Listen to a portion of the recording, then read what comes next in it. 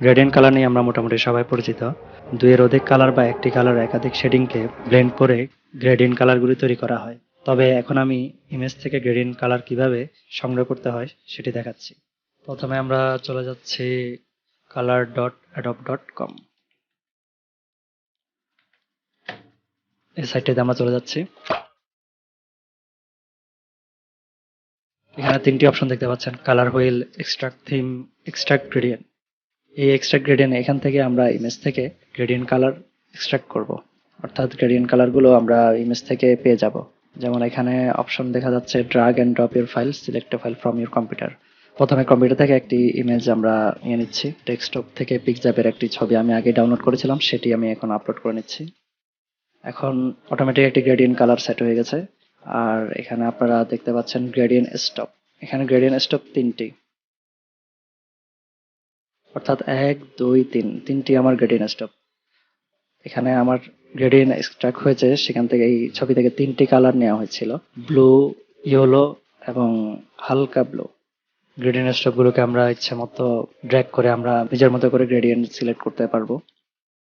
এখান থেকে আমরা যদি স্লাইডারকে আরো বাড়াই তাহলে গ্রেডিয়েন্ট স্টপের পরিমাণও বেড়ে যাবে। এখন দেখতে পাচ্ছেন এখানে 5টি গ্রেডিয়েন্ট স্টপ যোগ হয়েছে, 1, 2, 3, 4, 5। এখানে আমাদের 5টি স্টপ যোগ হয়েছে কালার স্লাইডারে। আর যদি ছবিটি রিপ্লেস করতে চাই সেক্ষেত্রে আমরা রিপ্লেস ইমেজ থেকে ছবিটি রিপ্লেস করে ফেলতে পারবো, অন্য একটি ছবি এখানে আমরা আপলোড করতে পারবো আবার। তো কালার স্লাইডারে আমরা ইচ্ছা করলে এখানে অ্যাঙ্গেল পরিবর্তন করে ফেলতে পারি। এখান থেকে স্টপারকে আমরা মুভ করে গ্রেডিয়েন্ট স্টপগুলো আমরা চেঞ্জ করে ফেলতে পারি। এছাড়া দেখতে পাচ্ছেন এখানে লোকেশন দেওয়া হয়েছে, সেগুলো কালারের লোকেশন আমরা পরিবর্তন করে ফেলতে পারি। এখান থেকে আমরা মুভ করতে পারবো, কাস্টমাইজ করা যাচ্ছে। আর নিচে আছে হচ্ছে কালার ভ্যালুগুলো, যেমন আমার এই কালারটির ভ্যালু, এই কালার এখানে RGB, HSB, CMYK, lab colour সবগুলো কালারের ভ্যালু দেওয়া হয়েছে। যেহেতু আমার এখানে 5টি স্টপার, সেজন্য আমার এখানে 5টি কালার কোডের ভ্যালুগুলো শো করছে। এবার আসা যাক এক্সট্রাক্ট থিমে। এক্সট্রাক্ট থিম মূলত এটি আসলে ইমেজ থেকে অটোমেটিক কালার থিম জেনারেট হয়েছে এখানে। এটি আমরা চাইলে, এটি অবশ্য গ্রেডিয়েন্ট নয়। আর এখানে কিছু মোড দেখা যাচ্ছে, ইচ্ছে করলে আমরা ব্রাইট মোড, মিউটেড মোড, এই মোড থেকে আমরা বিভিন্ন ছবির কালার সংগ্রহ করতে পারবো। স্টপার গুলো পরিবর্তন করে কালার গুলো নিতে পারি। এবার আসা যাক এই গ্রেডিয়েন্টটি আমরা কিভাবে সেভ করবো এবং অ্যাডোবের অন্যান্য সফটওয়্যারগুলোতে আমরা এই স্লাইডারটি আমরা ব্যবহার করব। তো এখানে দেখতে পাচ্ছেন সেভের একটি অপশন আছে। তো সেভ যখন আমি দিব, এটি আমার ক্রিয়েটিভ ক্লাউড লাইব্রেরিতে অটোমেটিক সেভ হয়ে যাবে। এটি সেভ হয়ে গিয়েছে। এখন আমি চলে যাচ্ছি ফটোশপে। ফটোশপে এখানে অটোমেটিক কালারটি সিনক্রোনাইজ হয়ে যাবে। দেখতে পাচ্ছেন এখানে কালারটি সিনক্রোনাইজ হয়ে গেছে, অটোমেটিক এটি চলে এসেছে এখানে।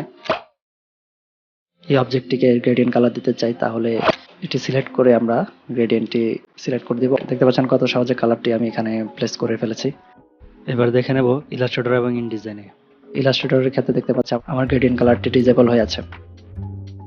এখানে দেখা যাচ্ছে this item is not supported in Illustrator, অর্থাৎ বোঝা যাচ্ছে গ্রেডিয়েন্ট কালারটি এখানে ইলাস্ট্রেটরের ক্ষেত্রে সাপোর্ট করবে না লাইব্রেরি থেকে। এবার আমরা চেক করে নিচ্ছি ইনডিজাইন। এখানে একই রকম, অর্থাৎ গ্রেডিয়েন্ট কালার বোঝা যাচ্ছে গ্রেডিয়েন্ট কালার সাপোর্ট করবে না ইলাস্ট্রেটর এবং ইনডিজাইনের ক্ষেত্রে। এখন চলে যাচ্ছি এক্সট্রাক্ট থিমে। এটি আমরা সেভ করে নিলাম। কালারটি সিনক্রোনাইজ হয়ে গেছে। এখানে আমরা কালার থিম থেকে কালারগুলো পরিবর্তন করতে পারছি।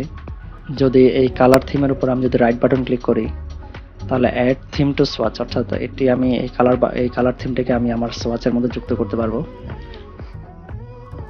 কালার থিমটি আমার কালার সোয়াচে যুক্ত হয়ে গেছে। একইভাবে দেখি গ্রেডিয়েন্টটিকে যুক্ত করা যায় কিনা।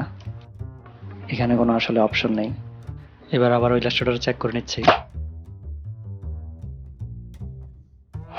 এখানেও অ্যাড কালার টু সোয়াচ, আমরা সোয়াচে কালার এখান থেকে যুক্ত করতে পারবো। তবে ফটোশপে কিন্তু কালার থিম যুক্ত করার কোনো অপশন দেখা যাচ্ছে না এখানে। কিন্তু ফটোশপের সুবিধা হচ্ছে আমরা গ্রেডিয়েন্টটি সরাসরি ইউজ করতে পারবো এখান থেকে। এখন আমরা যদি এই সুবিধাটি পেতে চাই, তাহলে আমাদের কিন্তু ক্রিয়েটিভ ক্লাউড আইডি এবং ক্রিয়েটিভ ক্লাউড ডেস্কটপ অ্যাপ্লিকেশনে দুটোই